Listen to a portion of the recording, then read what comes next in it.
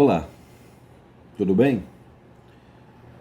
Tem um projeto de lei na Câmara dos Deputados, a de número 4.429 de 2020, do deputado Darcy de Matos, que dispõe sobre a criação, manejo, o transporte e o comércio de colônias de abelhas nativas sem ferrão ou de suas partes e dos produtos, subprodutos, serviços oriundos da meliponicultura. O relator desse projeto, que é o deputado Stefano Aguiar, apensou um outro, que dispõe sobre o exercício da meliponicultura enquanto atividade zootécnica, envolvendo os aspectos de criação, formação de plantel, cadastro, produção, transporte, prestação de serviço e comércio de colônias de abelhas sem ferrão, de suas partes e seus produtos. Muito bem. Esses projetos eles tratam de uma questão crucial para as abelhas nativas, para a conservação, que é o comércio de colônias, né? Então, nós estamos preparando uma live ampliada, com data ainda não marcada, provavelmente vai ser agora, domingo, dia 5 de junho, vamos fazer essa live, se dentro do possível, mas vamos fazer uma reapresentação da live que foi feita pelo Wikipédia no ano passado, que trata exatamente do comércio, do tráfico de ninhos. Então, o objetivo então é a gente representar esse conteúdo, o chat vai estar aberto, as dúvidas dentro do possível serão respondidas na hora. E aí nós estamos fornecendo subsídios para essa discussão da próxima live, provavelmente dia 5 de junho, Dia Mundial do Meio Ambiente. Ok? Então vamos ver essa representação dessa live. Tá? Até.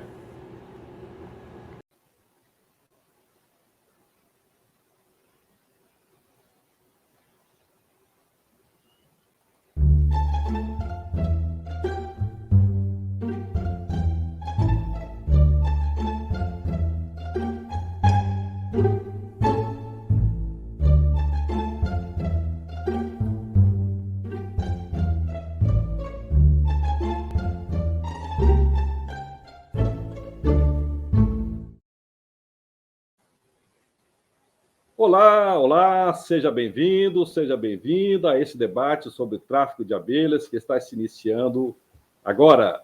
Vamos tratar especificamente das abelhas sem ferrão, embora falemos de outros exemplos, de outras espécies, para exemplificar o problema de introdução de espécies. Existem muitas dúvidas e muita confusão também sobre este assunto. E para isso convidamos para o debate devido esclarecimentos os seguintes professores e pesquisadores. O professor Helder Canto, que ainda não está na sala, que é doutor em genética da Universidade Federal de Viçosa, do campus de Paranaíba. O professor Wander Tosta, doutor em genética da Universidade Federal do Espírito Santo, e o professor aposentado Lúcio Campos, doutor em genética da Universidade Federal de Viçosa, do campus de Viçosa. Esse é o pessoal que foi convidado para discutir este problema. Como mediadores, serei eu, Murilo Drummond, coordenador da rede Wikipédia, meliponicultor, ambientalista e professor da Universidade Federal do Maranhão, e Hugo Werneck, doutor em entomologia, que espero que consiga resolver o problema de comunicação que ainda está para resolver. Bom, antes de começar, tem alguns avisos a passar. Primeiro, a rede Wikipédia aproveita o momento para avançar em sua estruturação, esclarece que se propõe a ser um portal colaborativo de conteúdos digitais sobre abelhas. Para isso, estamos avançando em uma série de atividades voluntárias. Dentre essas, temos as lives com temas gerais, como esta, que ocorrerão com mais frequência e cujo objetivo é tratar de assuntos transversais à meliponicultura, com foco na conservação das espécies. Em outubro, também estaremos iniciando uma série de lives temáticas, sendo a primeira a meliponicultura em regiões do Brasil, com o objetivo de mostrar um pouco como cada região pratica meliponicultura.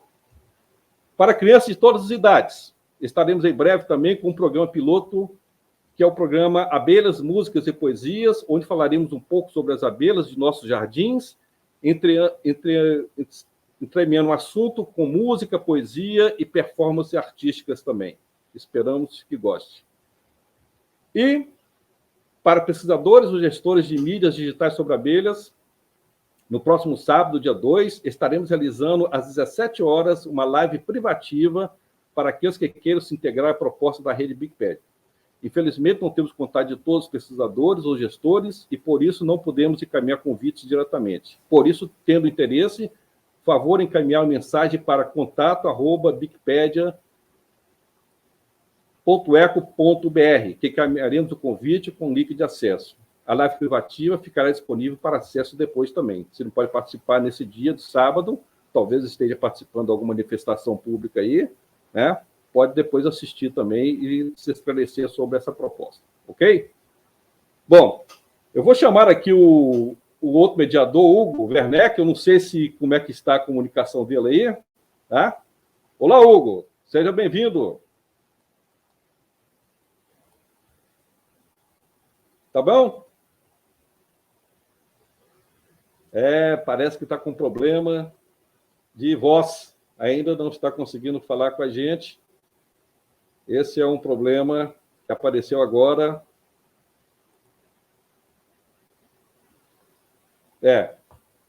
Não adianta, vamos ter que avançar, porque assim, depois, qualquer coisa, você coloca no chat aqui privado, aqui, se conseguiu resolver, vai tentando resolver isso aí, né? E vamos falar com os debatedores.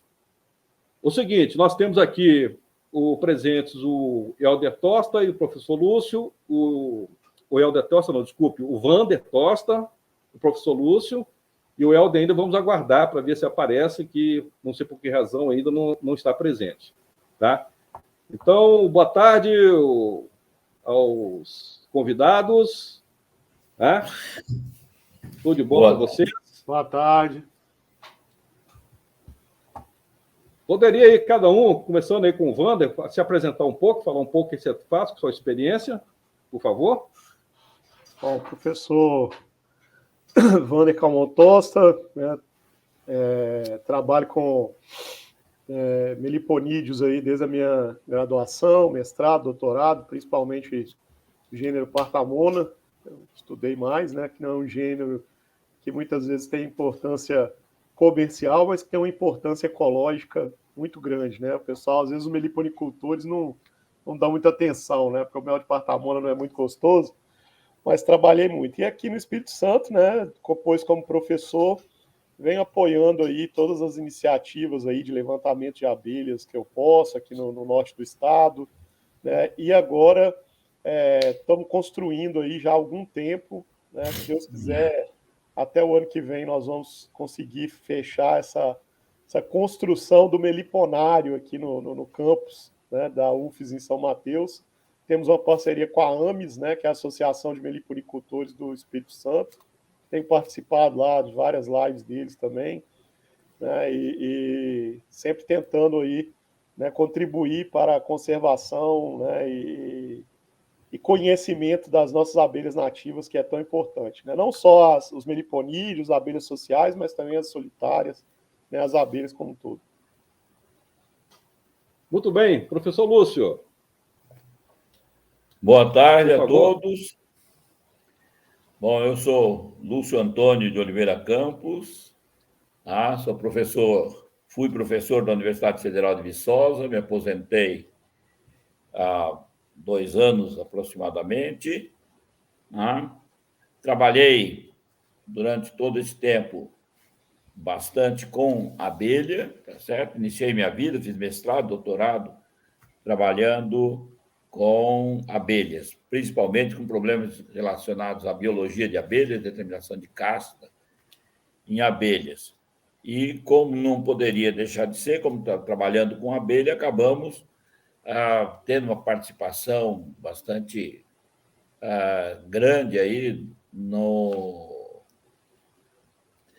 em congressos, em reuniões, divulgando e formando o pessoal e divulgando e ensinando a criar abelhas, principalmente abelhas meliponídeos, abelhas do gênero Melipona, principalmente.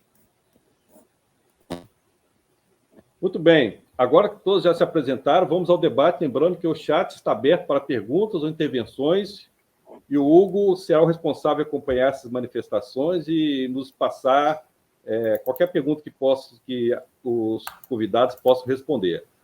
As lives do BigPad estarão sendo transmitidas pelas páginas do Facebook e pelo canal do YouTube. O acesso pode ser feito diretamente nessas plataformas ou pelo Linktree. E em breve estaremos disponibilizando também por canais de podcast e de antemão já indicamos a liberação para transmissão em seus canais. Tá? A rede Wikipédia propõe fazer uma disponibilização gratuita do conhecimento e uma liberação para uso de todo o conteúdo que vai ser disponibilizado na rede. Tá? Eu gostaria de iniciar a discussão, primeiramente, com a primeira pergunta, que reflete um pouco a confusão que nós encontramos quando a gente fala de espécies exóticas. Tá? Eu não sei quem poderia ser o primeiro a poder falar, mas eu gostaria que alguém, um dos dois, pudesse definir para nós o que é uma espécie exótica. Lúcio. Bom, é uma espécie que não pertence àquele ecossistema, àquele ambiente, tá certo? Então, normalmente, quer dizer, são espécies que não existem no ambiente ao qual nós estamos nos referindo. Tá? Muita gente confunde um pouco espécie exótica com ideia de espécies vindas de outro país. Tá? Muitas vezes, uma espécie vinda de outro país é menos exótica, tá certo? Ou, inclusive, tem populações que abrangem mais de um país, tá certo? Então, elas não podem ser consideradas exóticas simplesmente por ter vindo de um outro país onde ela existe, onde as populações são semelhantes, tá certo? Onde você não tem populações geneticamente diferentes da população local. Por outro lado, especialmente países muito grandes, como o Brasil, tá? Nós temos abelhas da Amazônia, por exemplo, são exóticas na região de Mata Atlântica. Tá? Algumas espécies só existem lá na região amazônica. Tá? Algumas espécies têm distribuição muito restrita, como é o caso, por exemplo, de Melípona capixaba, que só existe na região central, nas assim chamadas terras altas do Espírito Santo, tá? Aquela região central, tá certo? Acima de 600 metros de altitude, tá? Então, e ela é exótica em praticamente qualquer outra região do Brasil. Se nós criarmos aqui em Viçosa colônias de Melípona capixaba, estamos criando aqui colônias de uma abelha exótica. Tá? Então, é uma abelha que não pertence, tá certo? No caso das abelhas, né? É um organismo que não pertence àquele ecossistema. Tá? Em alguns casos, tá certo? A introdução ou o organismo vem de ambientes muito diferentes, países diferentes, em outros casos, vem do próprio país. Ela é exótica, tá? Naquele ambiente onde ela está sendo criada. O caso de Melípona capixaba está sendo criado em Viçosa, por exemplo. Bom, só complementando, né, o professor Lúcio falou, né, dentro das abelhas, né, nós temos que lembrar aí, né, que as abelhas, né, que são mais criadas, né, no nosso país, elas, né, são abelhas exóticas, né? Como o Lúcio falou, né, não é porque vem do exterior que é exótica, né? Mas a Apis mellifera, né, que a gente cria aí desde a época que os portugueses chegaram aqui, é um organismo que se adaptou muito bem a todos os ecossistemas aqui na América, tanto é que, né, principalmente depois do processo de hibridização aí das populações europeias com as populações africanas, né, colonizou todo o continente americano, praticamente todo o continente americano, mas é um animal exótico, né? Não é um animal, que, digamos assim, comum aos nossos ecossistemas, e muitas vezes, né, alguns autores propõem, inclusive, que as nossas abelhas possam ser prejudicadas, né, na obtenção de alimentos, né, de pólen, de néctar, na competição com essas abelhas, né, europeias e africanas aí, né, das populações de Apis mellifera que foram trazidas para cá. Eu gostaria de fazer uma pergunta que eu acho que todo mundo, muita gente fez essa pergunta, mas que seria bom a gente colocá-la aqui para melhor esclarecimento. A pergunta que eu quero fazer é o seguinte: eu posso pegar uma abelha do Rio Grande do Norte, do bioma da Mata Atlântica, e levá-la para o bioma da Mata Atlântica em São Paulo? Vou continuar respondendo aqui, né? Isso não pode de forma alguma, né? Nós temos trabalhos hoje em dia, né? Inclusive existe um trabalho recente quer dizer, já tá começando a ficar velho, mas é recente, 2013, 2014, que é um trabalho muito bonito de uma professora chamada Ana Cristina Carnaval, né? Até o nome dela é brasileiro, até o sobrenome dela é brasileiro, né? Carnaval. E a Ana Cristina Carnaval, ela trabalhou muito com biogeografia, né, com análises genéticas, né, de filogeografia e também com análises ecológicas, com dados paleoecológicos, com modelação e tudo mais. E ela mostra, né, muito claramente que existem 3 ambientes completamente diferentes que a gente chama de Mata Atlântica, né?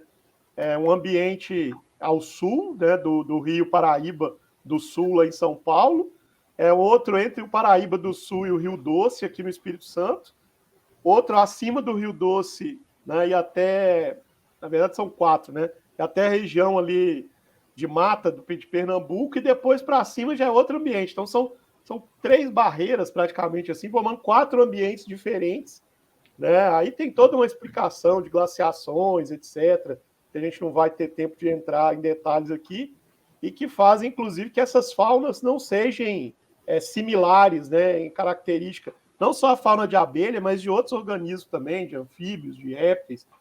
E alguns estudos que o pessoal tem feito com abelhas, ela fez esses estudos, ela é herpetóloga, né, fez principalmente com anfíbios, com répteis, mas alguns estudos que o pessoal tem feito com abelhas têm refletido isso daí.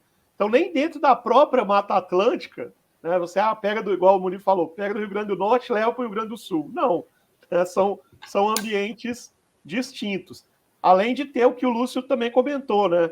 Você tem aqui, por exemplo, a Melipona scutellarius, ela acontece aqui da extremo norte do Espírito Santo, né, sul da Bahia, na região litorânea, e todo o litoral do Nordeste, que é uma faixa que nós chamamos de Mata Atlântica, né? Restinga e tal, mas tem Mata Atlântica também, as matas de tabuleiro, que é um tipo de Mata Atlântica. E quando você vai para a Serra do Espírito Santo, você também tem Mata Atlântica, teoricamente. Só que é uma mata de altitude completamente diferente. Aí você tem a Melipona capixaba, que é outro bicho completamente diferente, em outro ambiente, em outra situação. Tanto é que a gente não... Geralmente, os meliponicultores já tentaram fazer isso, não conseguem criar a Melipona capixaba aqui no litoral. Tá? Só consegue criá-la a partir de uma determinada altitude. É importante levar em conta, tá, que, tá certo, não é um nome que define, tá certo, exatamente o ecossistema, tá certo? Nós chamamos de Mata Atlântica, tá certo? Tem Mata Atlântica, Mata Atlântica e Mata Atlântica, tá? Vamos nos lembrar que, por exemplo, aqui a região de Viçosa, nós chamamos as nossas formações aqui, tá certo? E elas são derivadas, é um contínuo até o litoral, o que não significa que elas sejam iguais. Tá? E eu acho que o exemplo do Wander é muito feliz, esse exemplo com relação à Melipona capixaba e a uruçu do litoral baiano e nordestino, para utilizar o nome aí do livro do professor Paulo Nogueira Neto, tá certo? A Melipona scutellarius. Essas 2 espécies são completamente diferentes. Uma da região litorânea, de ambientes bastante quentes, tá? E a outra, habitando regiões altas no Espírito Santo, ambientes muito mais frios, com temperaturas médias muito mais baixas que as espécies que ocorrem no litoral. Olha, eu acho que o problema do som do Hugo foi resolvido. Hugo, como é que estão aí as coisas aí, o som? Som continua nada, 0. Continuo sem palavras. Não está resolvido. Vou tirar ele. Se me desculpe, viu, Hugo?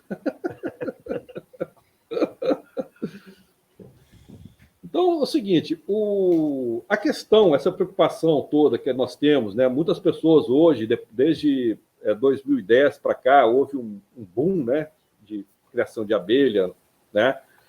Eu acho que o desenvolvimento da caixa, que eles chamam de IMPA, né, o Fernando Oliveira, né, o modelo da caixa modular, abriu um caminho, né, foi um facilitador que estimulou muito essa expansão da criação das abelhas nativas sem ferrão no Brasil, e sempre veio essa preocupação com relação às espécies, né? Começou a ter um problema de trânsito de espécies, começou a se ter muito grande, estimulou-se o comércio de ninhos, as pessoas começaram a criar ninhos pensando em ganhar dinheiro, e devido ao problema que nós temos hoje da questão da dificuldade de comercialização dos produtos da abelha sem ferrão, principalmente o mel, as pessoas começaram a encontrar outras alternativas interessantes, que era a questão do comércio de ninhos.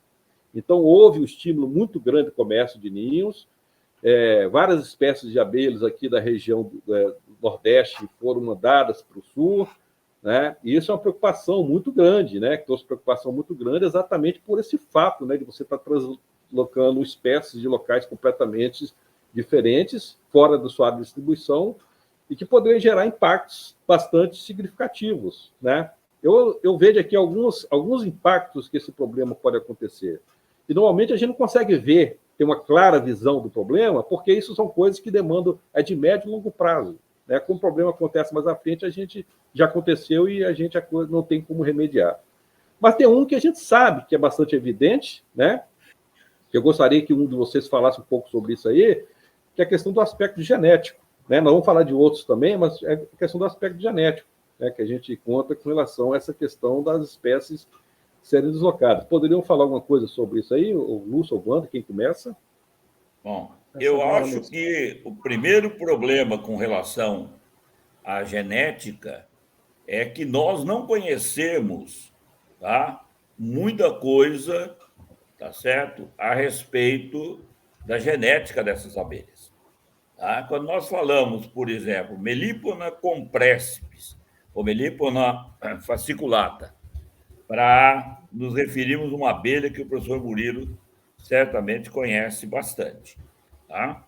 Então, muita gente imagina uma população homogênea, tá, dessas abelhas. Falou Melipona fasciculata, é tudo a mesma coisa. Não é. Tá?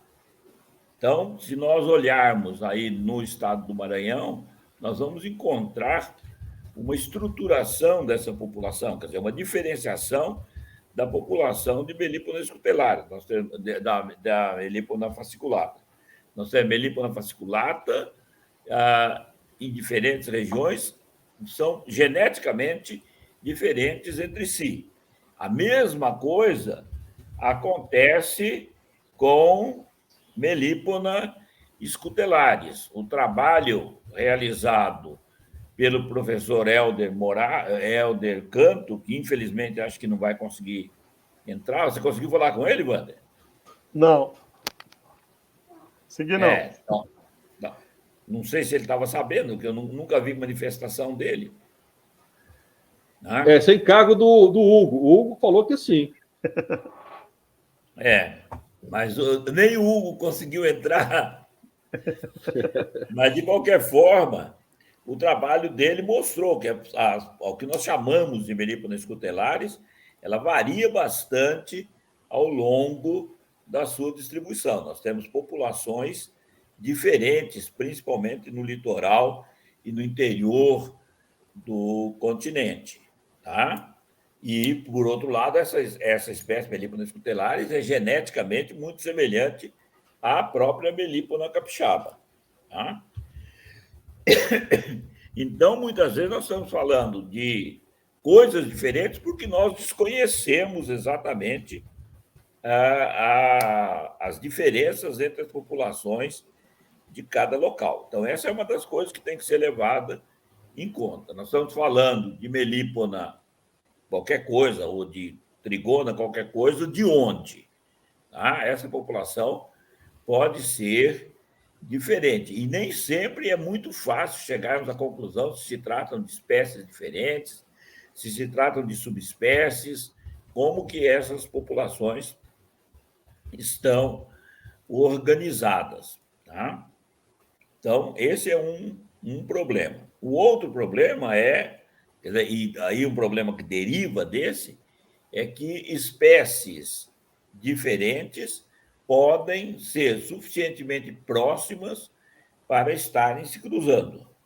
E quando nós pensamos numa espécie, por que nós nos preocupamos tanto com a preservação de populações, tá certo? Ou preservação de espécies de um modo geral? Porque cada uma delas é uma experiência diferente da natureza, certo? São organismos diferentes, com importância e com história diferente. Portanto, existe ali uma variabilidade genética, muitas vezes, muito grande. Por isso que nós sempre pensamos, quando pensamos em preservação, como geneticistas, em preservar a variabilidade genética relevante daquela espécie. Tá? Então, por várias razões, que ela se adapta às diferentes regiões, porque ela mantém a resistência às doenças que podem afetar essas espécies, a resistência aos parasitas e, no caso das abelhas, a sua adaptação à flora daquele ambiente onde ela vive. Nós chamamos muita atenção das abelhas como polinizadoras, tá? Nem sempre uma abelha poliniza, tá certo? Em alguns casos, ela pode, inclusive, atrapalhar a polinização de algumas plantas, porque ela coleta os recursos da planta, da flor, né, néctar e pólen, e não poliniza aquela planta. Caso bastante conhecido e estudado é o caso do maracujá e as colônias de Apis mellifera. Tá? Existe uma disputa muito grande entre apicultores e cultivadores e agricultores que cultivam maracujá nas áreas de cultivo, porque a Apis mellifera invade as flores, rouba todo o pólen da flor, tá certo? Não, a planta não fica mais atrativa para as abelhas grandes que polinizam o maracujá e nem tem pólen suficiente para fazer polinização manual do maracujá. Isso gera, inclusive, um conflito de interesses bastante grande em algumas regiões. Mas, voltando à questão genética, o outro problema é a questão da hibridação. Nós podemos homogeneizar as populações, diminuindo a variabilidade, tá?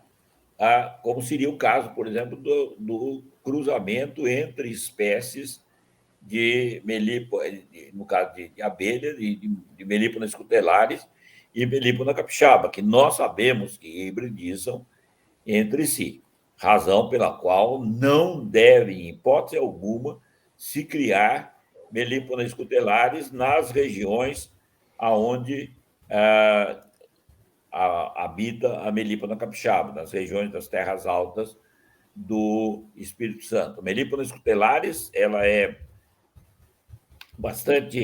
ela se adapta muito bem a diferentes ambientes, é uma espécie bastante flexível, bastante plástica, ela se adapta muito bem a diferentes regiões, por isso mesmo ela tem sido criada em muitas regiões no país e ela hibridiza com a melípona capixaba.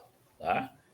E se isso acontecer, nós vamos possivelmente desaparecer com uma espécie que é a melípona capixaba. A mesma coisa deve acontecer com a melípona capixaba sendo levada para as regiões onde existe melípona scutellariis. Só que ela realmente se adapta muito bem, ela tem uma capacidade de adaptação a diferentes ambientes bem menor que a melípona scutellariis, mas também poderia representar um problema para as populações scutellariis, uma vez que ela hibridiza com as populações tuteladas.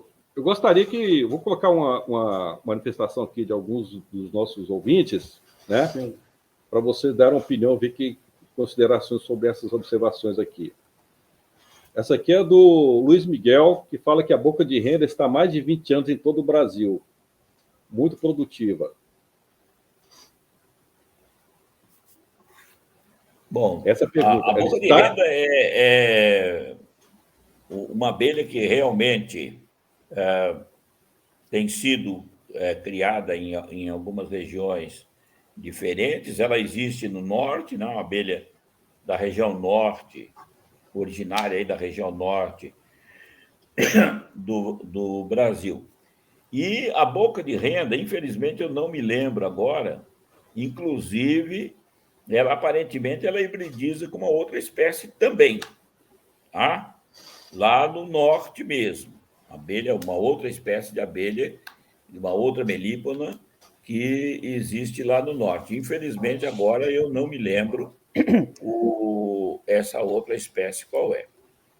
Só uma questão, né? Dentro dessa colocação aí do ouvinte Luiz Miguel, né? Como eu falei, que aquele momento, né? A Apis também vive em todo o continente americano, né? A grande questão não é só a adaptação e a produção, né? É o impacto ambiental que esses organismos podem causar, né, em determinados ambientes, né? Então, você tira o organismo do ambiente do qual ele é próprio, né, do ecossistema do qual ele é próprio, introduz ele em outro ecossistema e ele pode, muitas vezes, causar todo um problema na cadeia ecológica como um todo, né, na teia ecológica como um todo daquele outro ecossistema onde ela é introduzida, né? Uma das coisas que eu tenho conversado muito com muita gente, principalmente com o pessoal das Embrapas da vida aí, né, é a seguinte questão, né? Desde o professor Kerr e os outros, né, o professor Paulo Nogueira Neto, a gente sempre trabalhou, né, com a questão de fazer divisão de colônias e muitas vezes os meliponicultores, né, têm o interesse de trazer um enxame de fora com aquela ideia de traga um enxame de fora, mais variabilidade genética, eu consigo aumentar a produção, etc. e tal, né?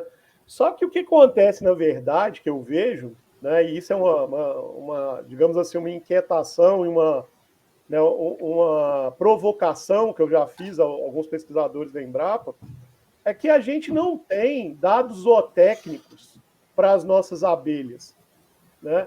Então, quando você pega, por exemplo, um gado de corte, né, você sabe toda parte do gado de corte, qual é a herdabilidade de cada característica, né, da produção da picanha, se a herdabilidade é X, né, da produção de tutano, né, a herdabilidade é Y, né, o gado leiteiro lá, a produção de leite, a herdabilidade é não sei quantos, então, quanto que é fator ambiental, quanto que é fator genético. A gente não tem esses trabalhos para as espécies de abelhas nativas, né?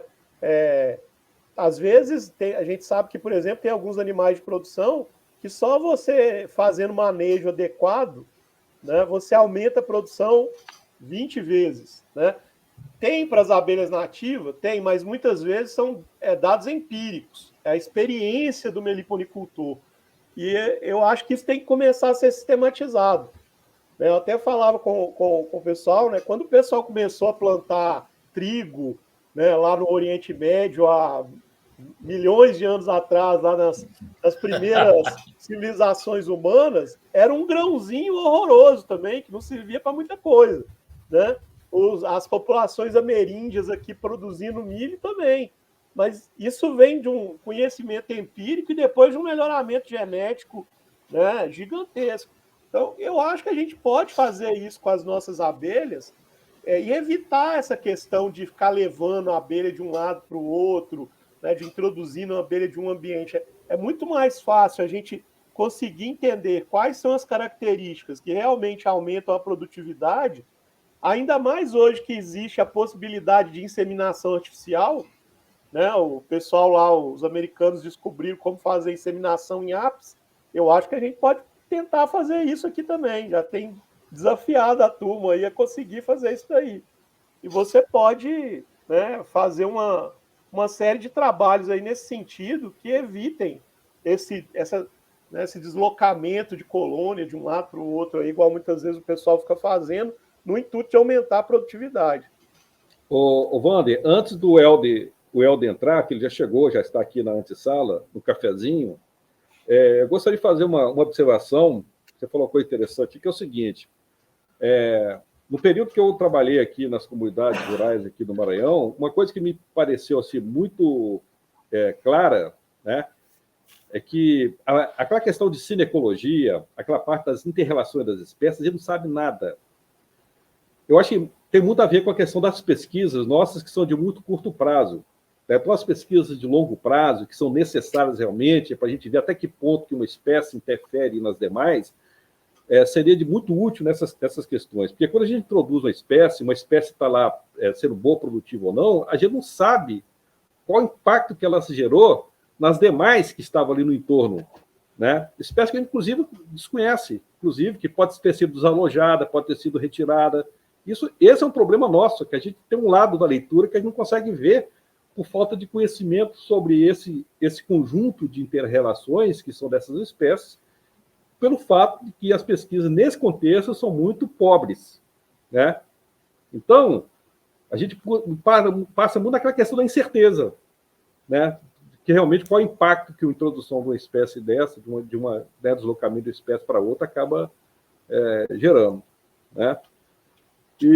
Então, assim, eu vou trazer, já para colocar nesse debate, o Helder, né? O Helder teve problema de comunicação na casa dele, mas então a gente já vai colocar ele aqui para a gente dar continuidade a essa discussão, tá? E eu não sei se o Hugo já resolveu o problema dele lá do microfone, né? Boa tarde, Helder. Boa tarde, senhores. Boa tarde. Pai, seu nome foi falado aqui e você eu felizmente moro na roça atualmente, sabe? E aí conexão na roça às vezes é instável. Então desculpa o atraso, mas cheguei a tempo ainda. O Murilo já te mandou até para Rio Paranaíba. Pois é. Mas eu estou em Florestal.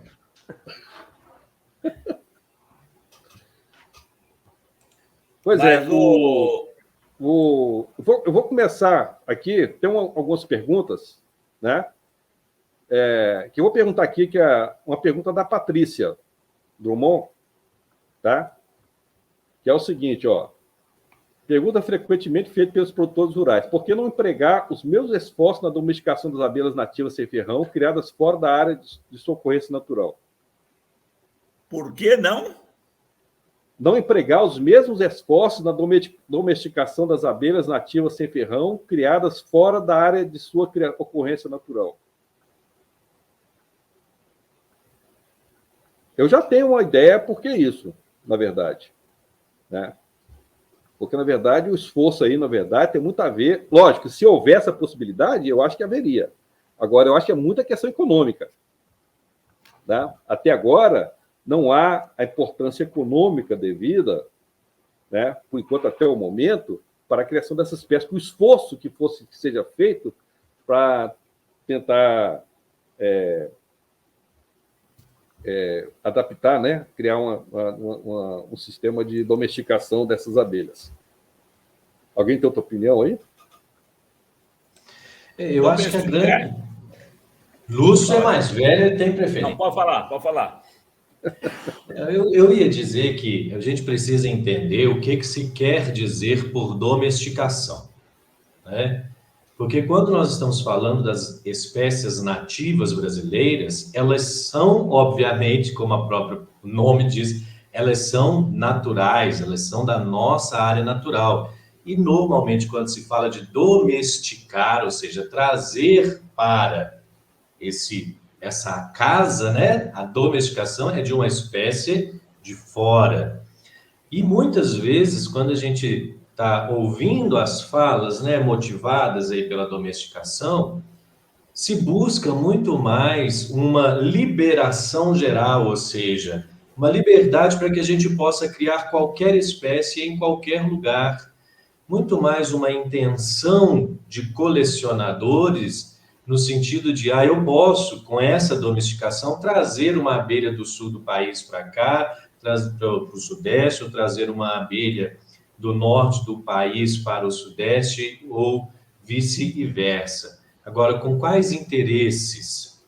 Porque a gente precisa pensar, e aí eu sou um defensor, de que nós precisamos mudar a visão antropocêntrica que nós temos perante a natureza, porque nessa visão de antropocentrismo, por que o homem está sempre em primeiro lugar? Por que o nosso interesse precisa estar acima do interesse das espécies? Né? Por mais que eu tenha interesse em criar, porque eu possa ter interesse em crescer economicamente, por que não crescer com uma visão de origem, justamente como defendem tantos mineiros aqui, né? O queijo de Minas, com a determinação de origem, por isso ele tem um valor. Né? Nós vamos domesticar o queijo de Minas no país inteiro, aí você perde, então agora não é queijo de Minas mais. E assim para a castanha do Pará, assim para qualquer outro produto. Por que não valorizar aquilo que é natural, aquilo que é da sociobiodiversidade, aquilo que é local? Porque aí você não só está valorizando o interesse econômico, que é antropocêntrico, mas também o interesse das espécies, que têm a sua história natural, e na minha visão, com o devido respeito a qualquer divergência, mas na minha visão, a história natural daquela espécie também precisa ser respeitada. Nós não somos melhores do que qualquer outra espécie que aqui estamos. Então a gente precisa um pouco, nesse sentido, considerar o que se busca com essa domesticação. Que não seja uma liberação geral com um único ganho, o ganho do interesse humano, com perdas, obviamente, à história natural das espécies. Lúcio, quer falar alguma coisa? Muitas vezes, os interesses aí coincidem, né? Eu acho que mesmo quando nós estamos preocupados com os efeitos dessa introdução para nós mesmos, né, ou para o ambiente, que, em última instância, vai nos afetar, né? Então, eu acho que muitas vezes esses interesses eles são coincidentes. E eu acho que uma das coisas que a gente deveria estar pensando é qual é o impacto da introdução de uma espécie num ambiente onde ela não está ocorrendo. E vamos pensar aí, basicamente, nas abelhas, né? Então, existem alguns impactos que são normalmente considerados por todos os autores que trabalham com abelhas, estão preocupados com essa questão da introdução das espécies exóticas, né? Ou espécies que não pertencem àquele ambiente, de se trazer espécies, então, novas para o ambiente. Nós temos certamente um primeiro impacto, que é o impacto de competição da espécie que está sendo introduzida com as espécies nativas, com as espécies que já existem naquele ambiente. Né? A espécie que está sendo introduzida, muitas vezes, tem uma vantagem grande, porque quando nós introduzimos a espécie, muitas vezes nós não estamos introduzindo, junto com ela, organismos que são seus patógenos, parasitas, competidores, etc. Então, essas espécies, muitas vezes, elas se expandem livremente. Antes de começar a nossa conversa aqui, eu estava conversando com o professor Murilo, tá? Um caso bem notável nosso aqui, recente aqui, e fácil de ser percebido, embora talvez seja muito pouco estudado. Atualmente, né, há um tempo atrás, nós tínhamos e nós conhecíamos aqui no Brasil uma série de espécies de joaninha. Acho que joaninha é uma coisa que todo mundo conhece, né? Que é um besourinho pequenininho, muito bonito. Essa aí, tá certo? Era a joaninha, que aqui na região sudeste, especialmente no estado de São Paulo e aqui no estado de Minas, nós conhecíamos bastante, principalmente comendo, se alimentando de pulgões nas plantas que tinham que estavam sendo colonizadas por pulgão, nós encontramos, então, essa joaninha. Essa joaninha aí, esse Cicloneda sanguínea, era uma espécie muito comum, possivelmente a espécie mais comum de joaninha que nós tínhamos aqui. Há um tempo atrás, um colega aqui estava trabalhando com joaninha e eu saí para o campo aqui para ajudá-lo a procurar indivíduos de joaninha. Tá? E qual não foi a minha surpresa, tá?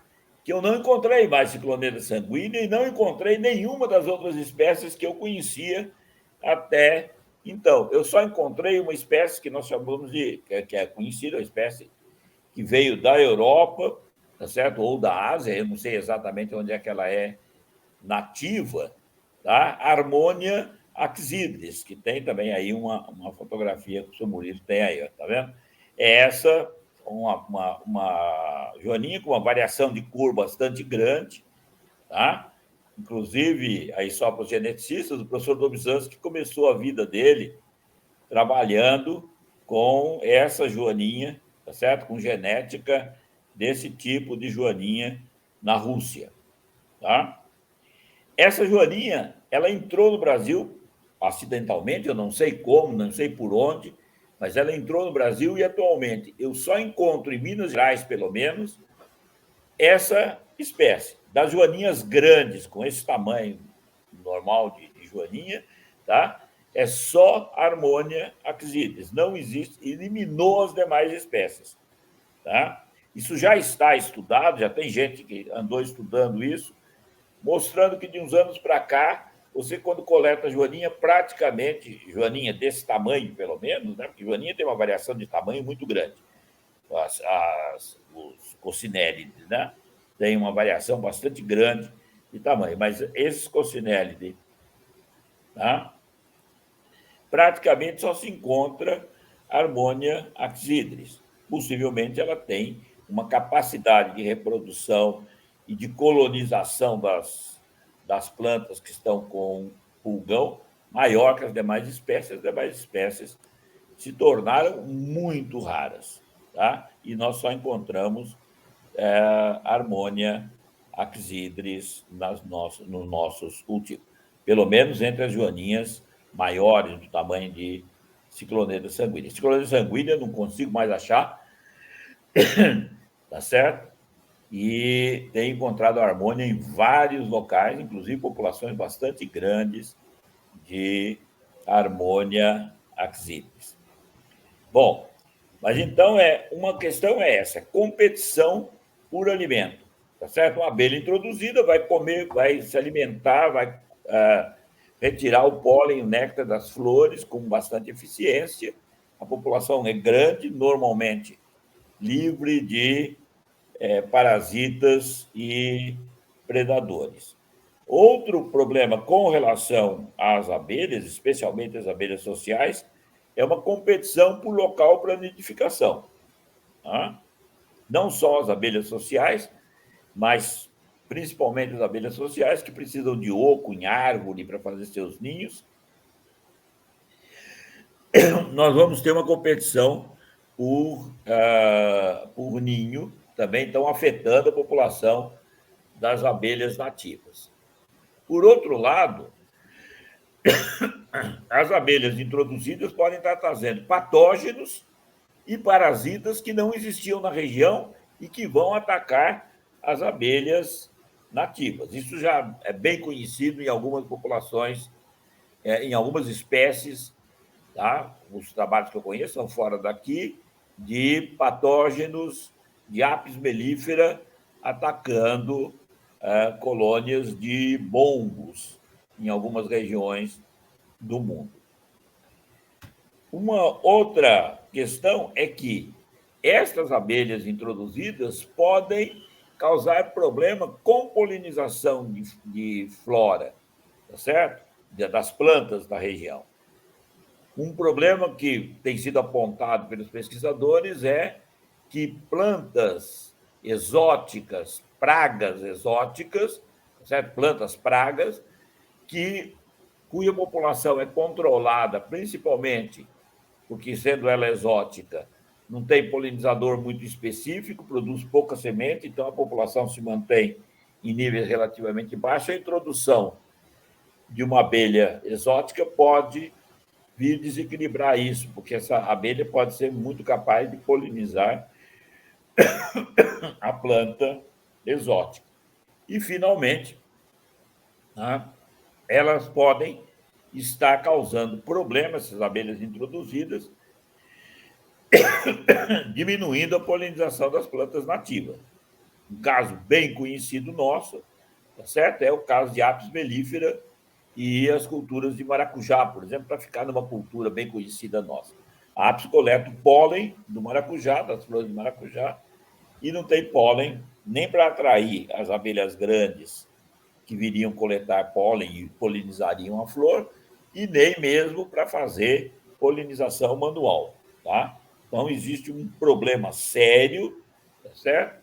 De rivalidade, em alguns lugares, um problema que ameaçou, em algum momento, inclusive, ter desfechos sérios e complicados, porque os cultivadores de maracujá e os apicultores estavam competindo muito, porque a Apis mellifera afeta a cultura do maracujá. Então, eles não queriam que cultivasse a Apis mellifera próximo da cultura de maracujá, que impede a polinização do maracujá. Então, nós teríamos que levar em conta essas questões quando nós estamos falando da introdução de uma espécie exótica numa região. E, finalmente, quer dizer, o efeito que nós já discutimos um pouquinho aqui, que é exatamente a introgressão gênica nas populações de abelha. Quer dizer, quando nós temos espécies relativamente próximas que possam se cruzar, nós vamos ter um efeito aí dessa hibridação, com efeitos, muitas vezes, danosos na variabilidade genética das populações de abelha.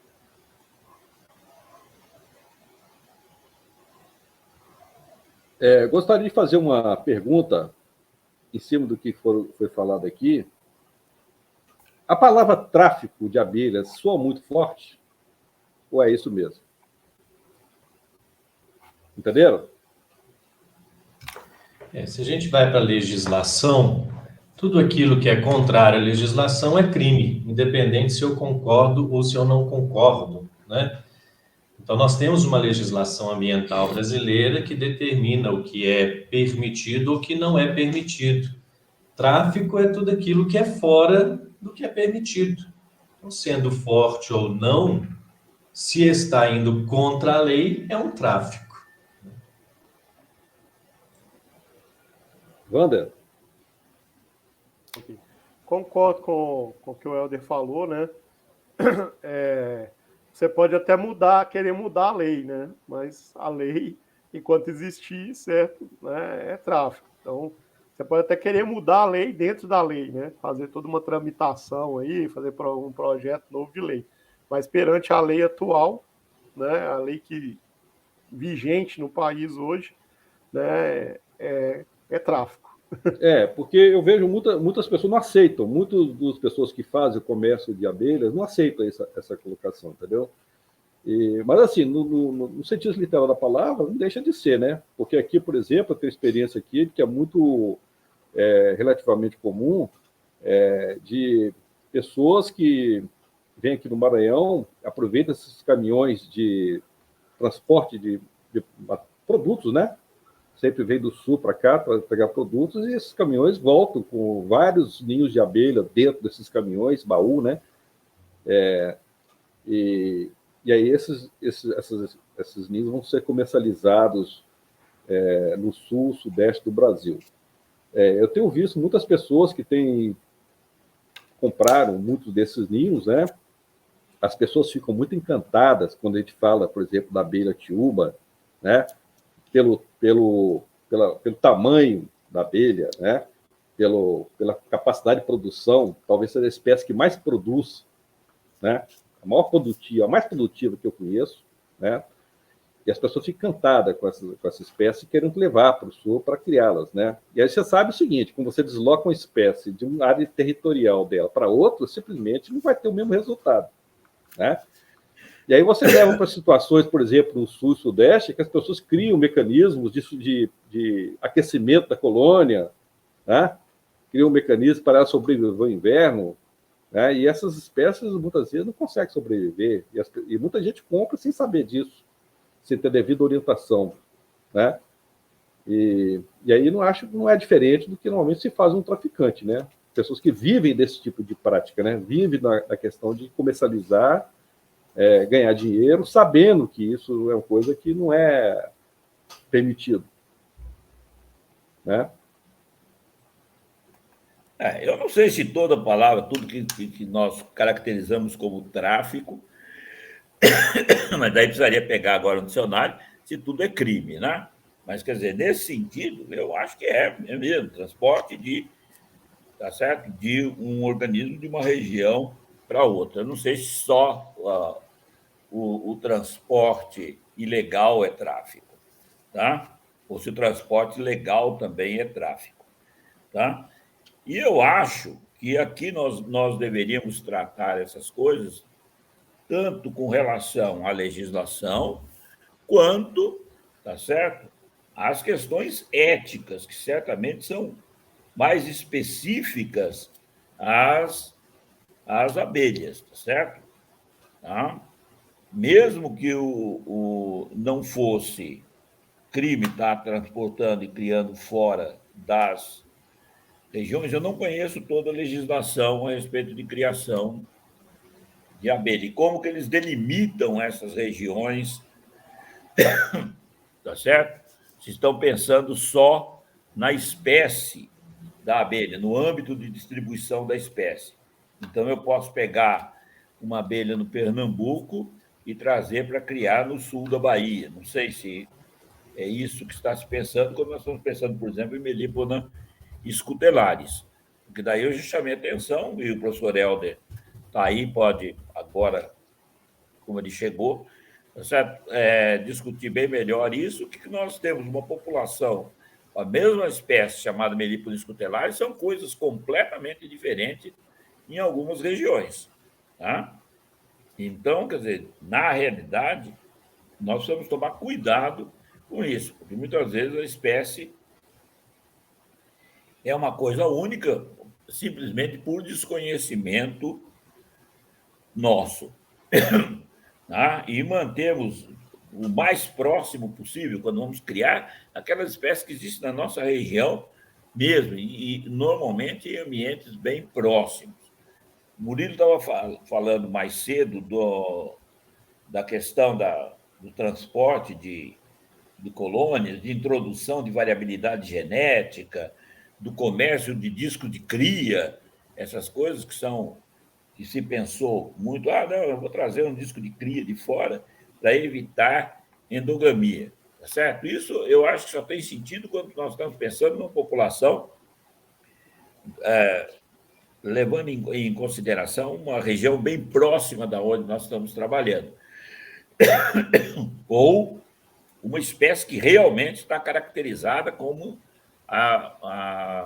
uma população razoavelmente homogênea em todo esse âmbito onde nós estamos transportando, dentro do qual nós estamos transportando material genético. Porque senão nós estamos podendo simplesmente, vale só lembrar, por exemplo, que até muito pouco tempo atrás, Melipona rufiventris e Melipona monduli eram a mesma espécie. Certo? Problema nosso de desconhecimento, certo? Nós chamávamos pelo mesmo nome. Né? E nós sabemos hoje que são duas espécies bastante diferentes. Mas nós só fomos atirar isso quando os pesquisadores foram estudar mais de perto, certo? A variabilidade na espécie Melipona rufiventris e observaram que existia pelo menos duas coisas ali. E, possivelmente, à medida que nós vamos estudando, vamos aprofundando, nós sabemos, inclusive, que Melipona rufiventris e Melipona monduli possivelmente tem outras coisas aí no meio, tá certo? E que nós precisaríamos conhecer melhor. Então, uma das coisas que eu gostaria de chamar a atenção é nós precisamos conhecer melhor as nossas abelhas. Tá? Não, muitas vezes, na melhor das boas intenções, eu estou cruzando, eu estou trazendo aqui abelha de outro local, mas é a mesma espécie. Tá? Só para ficar aí também no Maranhão e no norte do país, tá certo? Até muito pouco tempo, Melipona compréscipes e Melipona fasciculata eram exatamente a mesma coisa. Tá? E hoje nós sabemos serem espécies diferentes. Tanto que a abelha do Maranhão era conhecida como Melipona compréscipes fasciculata. Tá? Eu gostaria de colocar uma pergunta aqui. Eu gostaria de colocar uma pergunta aqui que eu acho que é interessante, que foi uma pessoa denominada criador aqui. Tá? Ele pergunta o seguinte: por que a apis não é tratada da mesma forma como as abelhas sem ferrão em termos de impacto? Com certeza, né? Porque o pessoal cria há muito tempo, né? E na verdade, se você for olhar, a maior parte da população, né? Eu tenho tentado trabalhar muito agora com essa questão de educação ambiental e divulgação das abelhas nativas, e a maior parte da população, até bem pouco tempo, só conhecia como abelha apis. Né? O resto nem era abelha para muita gente. Né? Então, assim, tem um desconhecimento muito grande da população, né, em relação às abelhas nativas. Isso tem mudado bastante, acho que tem mudado muito na última década. Né? Tem muita gente que passou a criar, né, meliponídeos no país afora, inclusive nas grandes cidades. E aí entra dentro de uma questão que eu até ia falar, né, na hora que o Murilo fez essa pergunta. Para apis, existe toda uma legislação já, né, inclusive para comercialização dos produtos de apis. Né? Então, o camarada quer vender própolis, ele quer vender o mel de apis, ele quer fazer isso, aquilo, ali já tem uma legislação, né, e como que cria, etc. e tal. E eu acho que um dos grandes problemas que nós temos também que enfrentar, né, até eu e o Helder tivemos há uns 3, 4 anos atrás, aí, no encontro dos meliponicultores aqui do Espírito Santo, e todos falavam, né, quantas colônias eu posso criar, né, como que eu vou vender o mel, como que eu vou, né, fazer isso, aquilo. Então, assim, eu acho que a gente precisa de ter uma legislação primeiro, porque a legislação, além de tudo, ela varia de estado para estado, tem as legislações estaduais, tem a legislação federal, mas tem as legislações estaduais. Então, tudo isso cria uma bagunça muito grande. Né? E aí o pessoal, e apis, como o pessoal já cria há muito tempo e já está... eu gosto até de brincar que a apis é responsabilidade do Ministério da Agricultura, não é responsabilidade do Ministério do Meio Ambiente. Né? E a gente precisa de ver aí toda essa questão de legislação, é muito importante. O Murilo até instigou a pergunta: é tráfico? Né? O Lúcio falou assim, sei, o Murilo falou, eu falei, o Helder falou, né? Mas a legislação, independente do que está escrito lá, ela precisa de ser melhorada, porque essa legislação que existe aí era de uma época em que as pessoas nem sequer conheciam as abelhas, na minha opinião. E hoje em dia as pessoas estão conhecendo cada vez mais e estão começando a criar, muita gente criando abelha, e às vezes as pessoas não têm, como o Lúcio falou, conhecimento, se a abelha é de perto, é de longe, né? E fica nessa história aí, eu vou trazer um ninho lá de longe que vai melhorar o meu plantel. Né? Então, até esses cursos de educação para o meliponicultor também eu acho que são importantes. É toda uma discussão que tem que ser feita e uma criação aí de uma legislação mais clara. Helder? Apis, com certeza, é um problema também para as espécies nativas. Né? A gente talvez não conheça o grau disso, ou seja, o quanto elas são competidoras.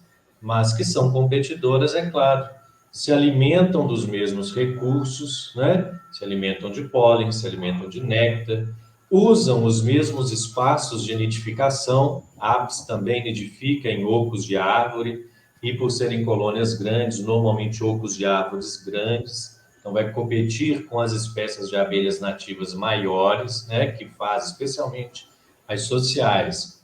há ainda uma discussão do quanto, de fato, elas são competidoras, porque a Apis acaba fazendo muita coleta massiva, né? Então, ou seja, aquela árvore que floresce toda de uma vez, aí a Apis vai lá e coleta aquilo, enquanto as abelhas nativas acabam usando muita coleta em qualquer flor que ela encontrar aberta, ali ela vai diversificar a natureza, né? Então, ainda há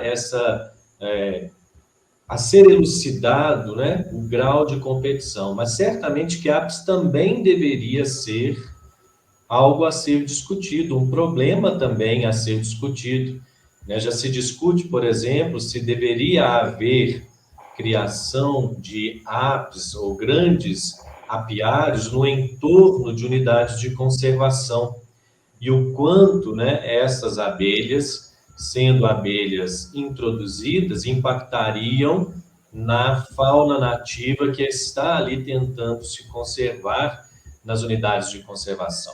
Certamente que se nós melhorarmos, e um dia haveremos de melhorar a nossa legislação, isso entrará nessas discussões. Até que ponto nós podemos abertamente criar apps e até que ponto nós deveríamos limitar, criar zoneamentos para isso, né? Criar zonas de menor impacto. Então, mesmo a criação de abelhas sem ferrão em grande escala também é um problema. O Murilo mesmo já discutiu isso várias vezes nos seus trabalhos aí.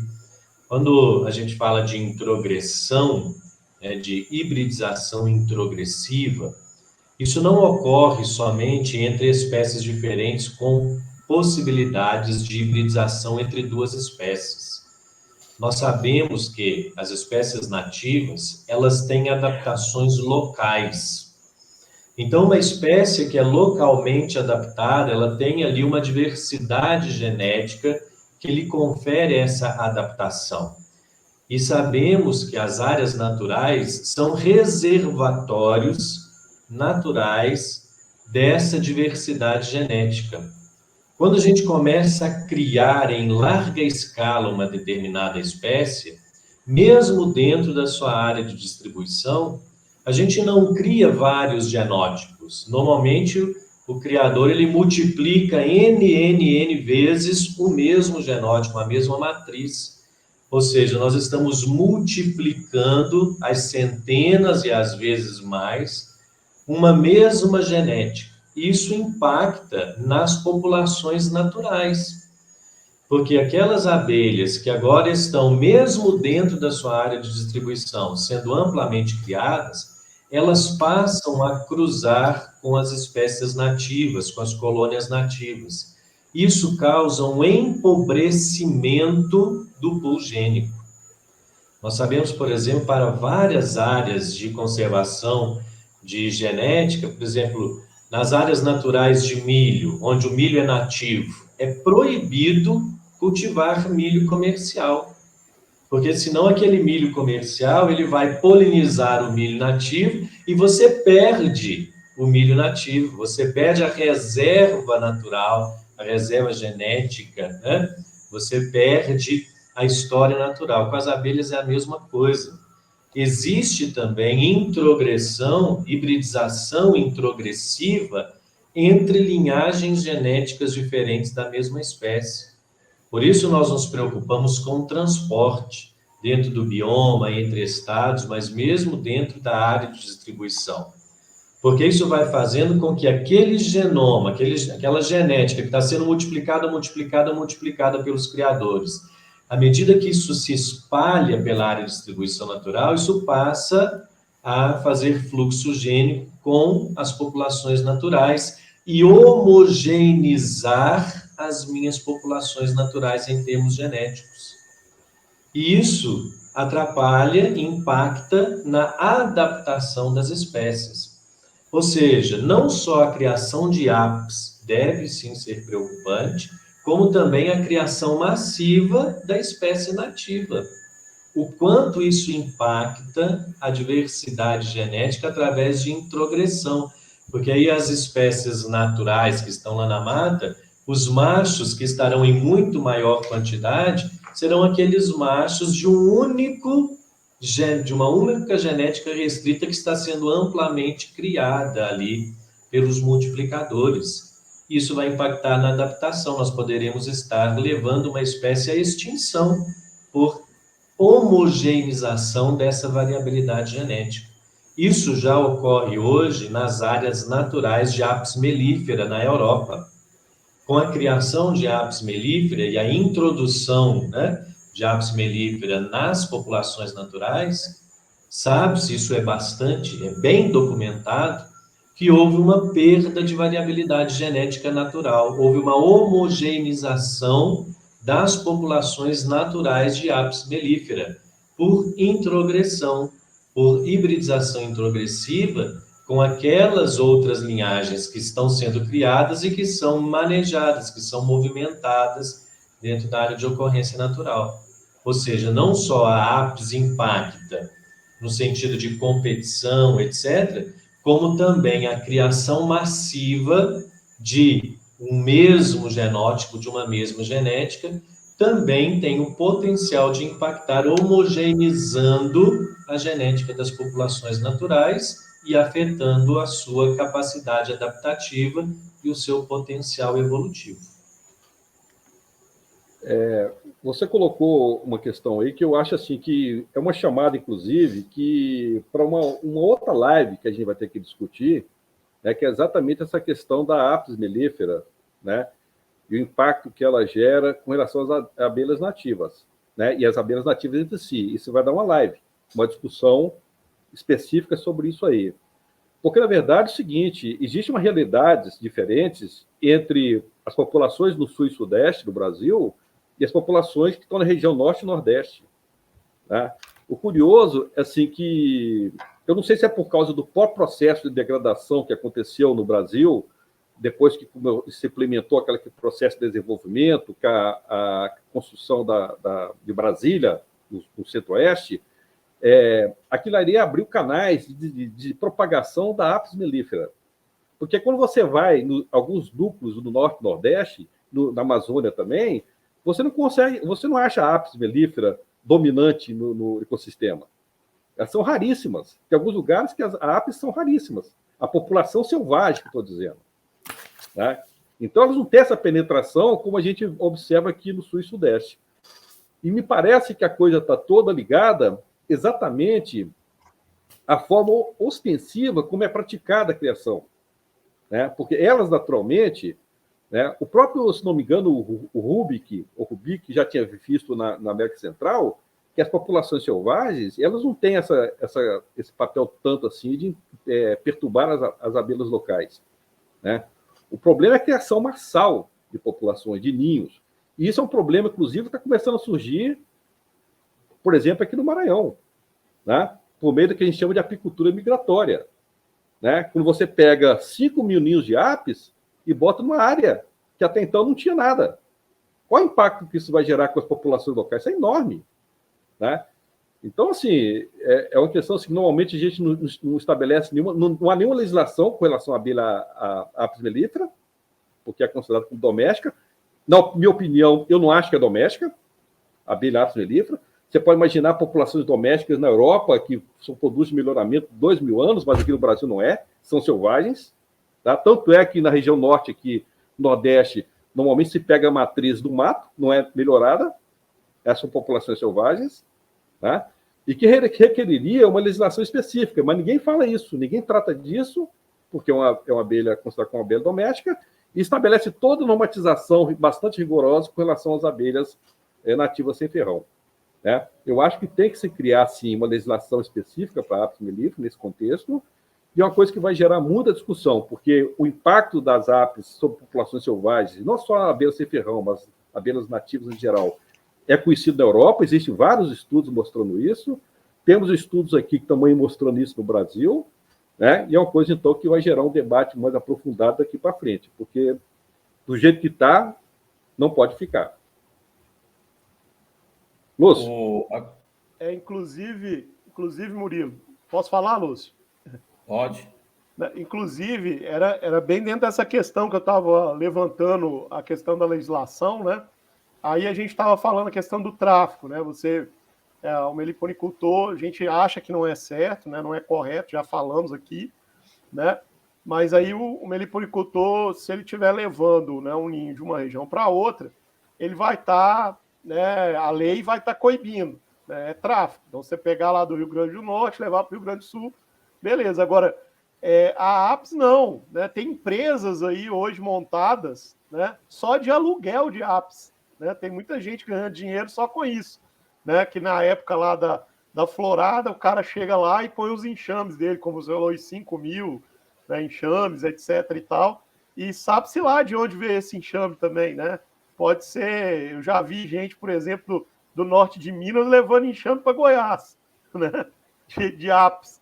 E não tem legislação nenhuma. O cara leva e, tipo, não tem problema nenhum, ninguém fala nada.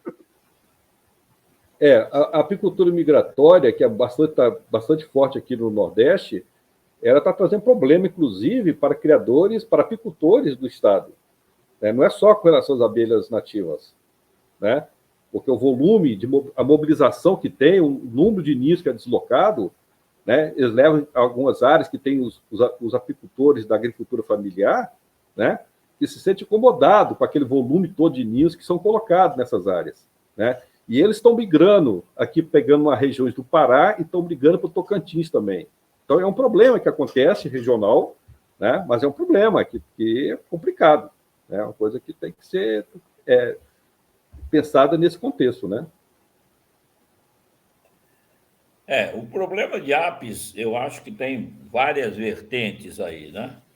Um dos problemas é que a apis mellifera já está introduzida em praticamente todo lugar onde ela consegue se introduzir, né? Quer dizer, nós encontramos colônia de apis mellifera para todo lado. Então, quer dizer, esse é um problema, quer dizer, ele era um problema, quer dizer, se alguma coisa poderia ser feita assim, nesse nível de introdução, quer dizer, da existência da espécie nas diferentes regiões, isso deveria ter sido cuidado na época em que a apis mellifera foi introduzida, principalmente depois de 57, com a africanização, e realmente até então a apis mellifera era uma espécie relativamente rara, se nós compararmos naquela época com essa espécie, a quantidade de colônias que existe. Um problema que o professor Murilo chamou a atenção, que é o fato de apis mellifera não existir em algumas regiões, tá certo? Especialmente na Amazônia, ela tem muita dificuldade de se estabelecer em floresta. Quando a floresta, em floresta contínua, tá certo? Ela não consegue se estabelecer facilmente porque a comunicação de apis mellifera envolve uma orientação pelo sol e debaixo da mata isso é muito difícil porque a cobertura impede que elas estejam vendo o sol de uma forma contínua. Possivelmente isso atrapalha bastante. Quando a gente vai na Amazônia, pelo menos quando eu fui na Amazônia, em algumas regiões a gente encontrava colônias de apis mellifera na beira das estradas, na beira do rio, mas não encontrava, nas áreas desmatadas, mas não encontrava colônia de apis mellifera no meio da mata. Tá? No meio da mata nós encontramos colônias de abelhas nativas. Né? Mas a apis mellifera é um problema, principalmente, quer dizer, eu acho, não sei como está hoje, não conheço não conheço a legislação, na realidade, tá certo? Mas essa questão da apicultura migratória, ela se torna um problema quando nós encontramos conflito de interesse, né? Interesse dos apicultores e meliponicultores locais com os apicultores que estão fazendo migração. Tá? Então, certamente, essa legislação, se ainda não existe, quando ela existir, ela vai ter que levar em conta onde eu posso estabelecer, quantidade de colônia que eu posso estabelecer, quando eu faço apicultura migratória, de tal forma a não atrapalhar a apicultura atual. A apis mellifera não é diferente das outras espécies. Se nós procurarmos hoje a literatura a respeito de introdução de abelhas, nós vamos ver que a imensa maioria da literatura existente está levando em conta a apis mellifera, no máximo bombos. Tá? É apis mellifera, apis mellifera, apis mellifera e as colônias nativas. Isso talvez não seja verdade aqui para o Brasil, mas é o que tem preocupado os pesquisadores no mundo, tá certo? A introdução de apis mellifera e o efeito que isso tem sobre as populações de plantas, as populações de abelhas, tá certo? Nessas regiões onde essas colônias têm sido introduzidas. Não é? Então, eu acho que realmente a apis mellifera é um organismo que também demanda uma regulamentação, a criação delas, assim como a criação massiva de meliponídeo demandam uma legislação específica a respeito. Pessoal, eu tenho uma pergunta aqui do Hugo, né? Ele continua com o problema da comunicação aí, não consegue falar, mas ele está me mandando uma mensagem aqui, ele está colocando uma pergunta, certo? Eu não pude colocar toda a pergunta que o Hugo pediu, porque o espaço aqui não me permite, mas a pergunta é o seguinte, aqui falando no caso da Tetragonis cangústula, né? Que é uma espécie que está praticamente distribuída em toda a América aí do Sul. Por que não posso levar um jaté do Nordeste para o Sudeste? Quais as consequências?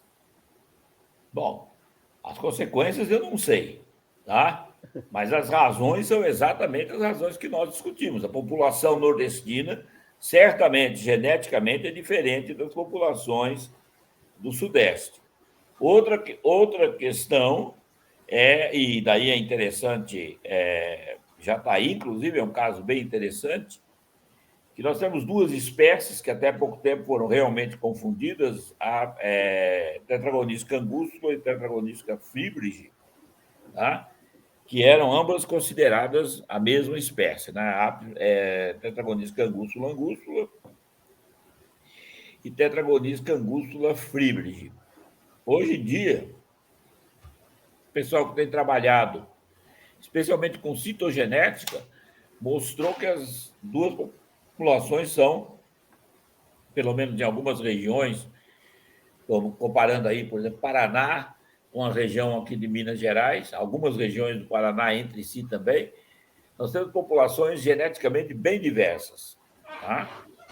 Então, quando nós estamos introduzindo uma população de uma região na outra, nós estamos causando todos aqueles problemas que o professor Helder chamou a atenção agora há pouco. Tá? Se nós cultivarmos, porque não é só introduzir, é o que nós vamos cultivar. Se eu vou trazer uma colônia de uma abelha do Nordeste e reproduzi-la um grande número de vezes e vou criá-la, na realidade, eu vou estar impactando a população local, introduzindo uma genética completamente, tá certo? Genes que não existiam naquela região, eu estou introduzindo ali, e posso estar exatamente porque eu estou criando e favorecendo aquela população que está sendo criada, aumentando o número de colônias, eu posso estar, e dessa forma eu vou estar impactando a população local adaptada àquele ambiente específico para onde está sendo levada essa abelha, por exemplo, do Nordeste. Muitas vezes essa adaptação local ela é tão significativa para a espécie que a colônia morre no seu novo local. Nós estamos falando aqui de trabalhos nossos mesmo, né? Uhum. Já Diga. Só aproveitar essa pergunta que eu fiz aqui. Tem uma pessoa que fez uma pergunta, que só para pegar no gancho, desculpe, El, depois eu te dou espaço, né? Que ela faz a seguinte pergunta sobre isso aqui. Noemi Kelly, como saber se determinada espécie pode ser transportada para outra região? Devo consultar um taxonomista? É uma dúvida que todo mundo tem, muita gente tem. Aí, completando, e já entro na pergunta da Noemi, tentar responder a Noemi, nós fizemos aqui, estamos fazendo ainda um trabalho de reintrodução de espécies na área impactada pela barragem de Mariana, né? A barragem da Samarco aqui em Mariana, e levamos no início do trabalho já, inclusive para formação de meliponicultores, Jataí aqui da região de Florestal para Mariana. Você veja que não fica nem a 200 quilômetros de distância, né? 100 e poucos quilômetros de distância. E elas não sobreviveram lá.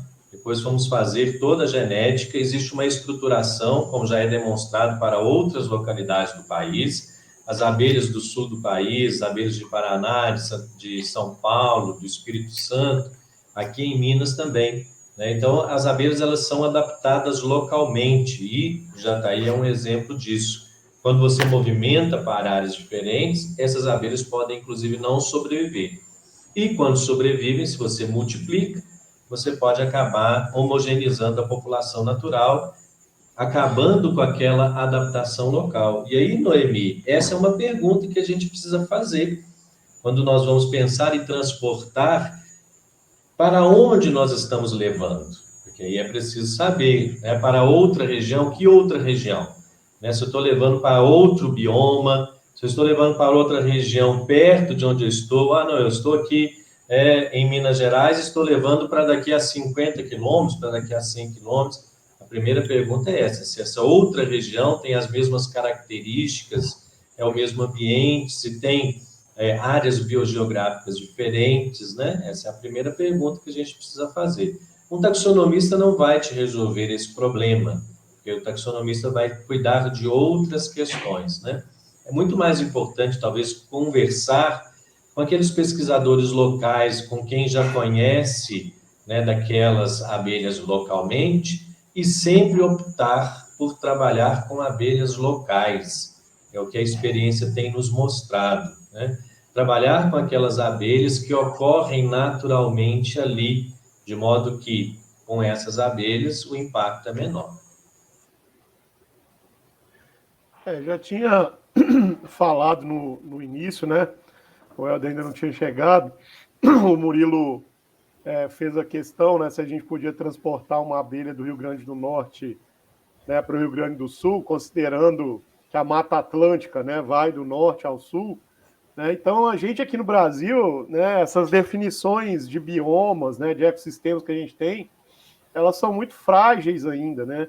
Então, a gente está ainda conhecendo muito os nossos ecossistemas, né? Então, você tem o que a gente chama de Mata Atlântica, na verdade, é um mosaico de vários biomas. Então, não é porque, tá na Mata Atlântica, eu posso levar, tá no Amazonas, né? O Murilo conhece mais, está aí mais próximo do norte. Amazonas são muitas Amazonas, né? A gente chama tudo de Amazonas, né? Pega Pará, né, o Amazonas e todos os outros estados aí, a dimensão continental, e acha que é tudo a mesma coisa. Então, não faz sentido isso, né? Como o Helder falou aí, o ideal é a gente trabalhar com a criação local, né? Uma questão que o Helder já chamou atenção aqui também, né? O próprio meliponicultor, né? Se ele entender isso, né? Como o Helder colocou lá, né? O queijo de Minas, né? Vale tantos reais, o queijo canastra, né? Lá da Serra da Canastra, é um dos queijos mais caros em Minas, porque ele está associado à produção daquele local. E com as abelhas, eu acho que a gente pode caminhar num sentido conservacionista, ecológico, e também nessa condição. Vamos criar, né, não é qualquer Jataí, é a Jataí, né, do Vale do Ribeira, ou é a Jataí, né, do litoral baiano, Jataí. Então, né, a gente pode caminhar muito mais nessa direção do que querer transportar Jataí de um lado para o outro do país e levar essa questão da deterioração genética, né, que o Helder tão bem falou. Bom, minha gente, eu acho que tem muitas perguntas aqui sendo colocadas aqui. Eu acho que não vai dar para a gente... O tempo, inclusive, já esgotou, né? Era 1 hora, já estamos aqui quase 1h30, né? Vamos pautar esse tema para novas discussões, né? E eu acho que está na hora da gente encerrar a live, né? Já temos algumas pautas importantes, né? Desde já faço um convite a vocês para outras que a gente vai poder organizar aqui, a participação de vocês. Acho que vocês foram excelentes, né? Queria agradecer a todos vocês, muito obrigado, foram ótimos, tá? Esclareceram muitas coisas, mas também deixaram abertas muitas outras questões que a gente precisa aí também de responder para o pessoal, né? Porque as dúvidas são muitas, as pessoas estão tentando realmente criar abelha para conservação, há muito interesse nisso, entendeu? Precisam de ajuda, e nós precisamos ajudá-los nesse ponto, tá? Eu gostaria de pedir desculpa aos ouvintes, que não vamos poder responder a todos, tá? Mas vamos tentar ver, em cima do que foi colocado, mandar depois um e-mail, uma mensagem, tentando esclarecer um pouco o que foi colocado aqui por alguns de vocês, tá bom? Eu gostaria que cada um de vocês desse suas palavras de encerramento, tá? Antes de finalizar, tá? E começando aí com... Pode ser o Wander. Só agradecer aí ao Murilo, ao Hugo pelo convite, né? Tá encontrando aqui, né, grandes amigos, professor Lúcio, foi meu orientador, doutorado, Helder, grande companheiro aí, Murilo, meu conterrâneo, lá de Sete Lagoas, né, o Hugo. E falar, né, que a gente tem que estar, né, como o Murilo falou aí, né, trabalhando muito nessa questão da informação da sociedade, né, da conscientização, né. Eu tenho feito um trabalho aqui no Espírito Santo que eu falo que nenhum artigo publicado, nada paga esse trabalho, que é o trabalho de levar as abelhas às escolas, né. E quando a gente vê, né, as crianças... você abre um ninho de Jataí, por exemplo, numa sala de aula de crianças pequenas ali, 7, 8 anos, paga todo o seu mês de trabalho, né? De tanta curiosidade e felicidade que as crianças ficam, e o tanto que elas aprendem, né? Da importância da conservação, importância das abelhas para a natureza, né? Então, essa discussão a gente tem que fazer com toda a sociedade, né, com as crianças, né, que muitas vezes nossas crianças não conhecem, né, você pede a criancinha para desenhar uma abelha, ela vai lá e desenha uma ápice, né? Então, todo esse trabalho de conscientização, e com os meliponicultores também, né? Existem outras formas da gente conseguir produzir, né, mel, produzir própolis de forma mais racional, sem essa questão de estar, né, levando colônia de um lado para o outro, introduzindo espécies exóticas na região, né, de trabalho de vocês.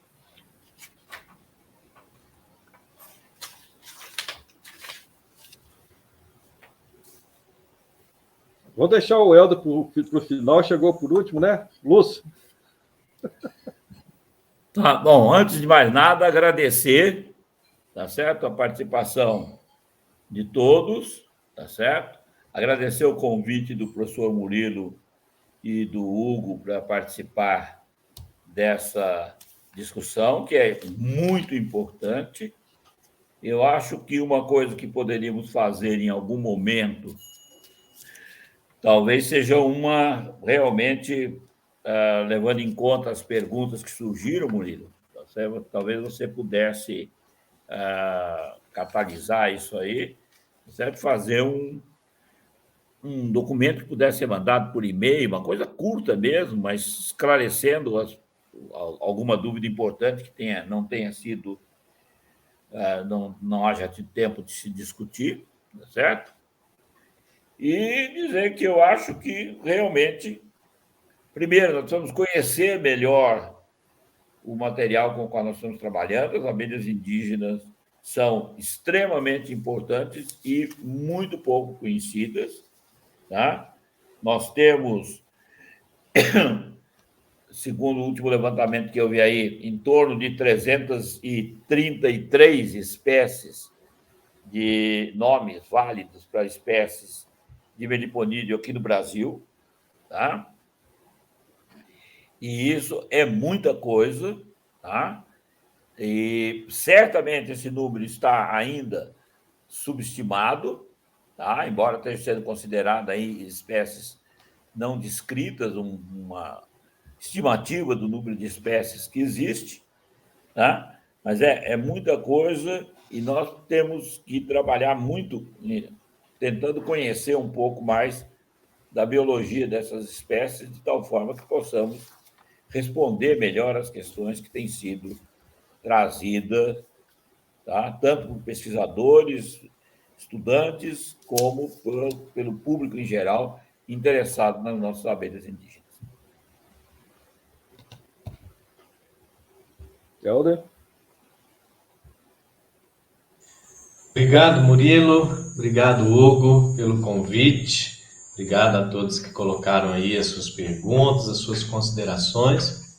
Deixar como mensagem final, se nós estamos interessados, de fato, na conservação dessas espécies, precisamos olhar para as espécies também como seres de direito, vivendo muito essa visão não antropocêntrica de que nós não somos melhores do que nenhuma outra criatura na natureza.